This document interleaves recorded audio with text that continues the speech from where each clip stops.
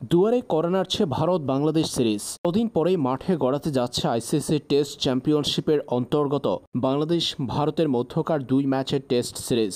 চেন্নাইয়ের চিদাম্বরম স্টেডিয়ামে আগামী 19 সেপ্টেম্বর সিরিজের প্রথম টেস্ট ম্যাচ অনুষ্ঠিত হবে।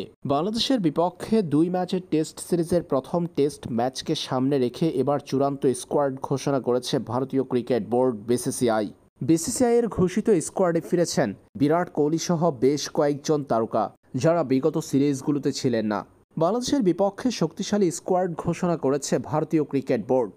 প্রথম টেস্টের স্কোয়াডে ডাক পেয়েছেন ইউসুফজী জয়সওয়াল, শুভমান গিল, বিরাট কোহলি, কেএল রাহুল, সরফরাজ খান, ঋষভ পান্ত, ধ্রুব জুরেল, রবিচন্দ্র অশ্বিন, রবীন্দ্র জাদেজা, অক্ষর প্যাটেল, কুলদীপ যাদব, মোহাম্মদ সিরাজ, আকাশদীপ, জসপ্রীত বুমরা এবং ইয়াশ দয়াল। এদেরকে নিয়েই বাংলাদেশের বিপক্ষে প্রথম টেস্টের জন্য স্কোয়াড গঠন করেছে ভারত। চেন্নাইয়ের চিদাম্বরম স্টেডিয়ামে 19 সেপ্টেম্বর শুরু হবে বাংলাদেশ ভারতের মধ্যকার প্রথম টেস্ট ম্যাচটি।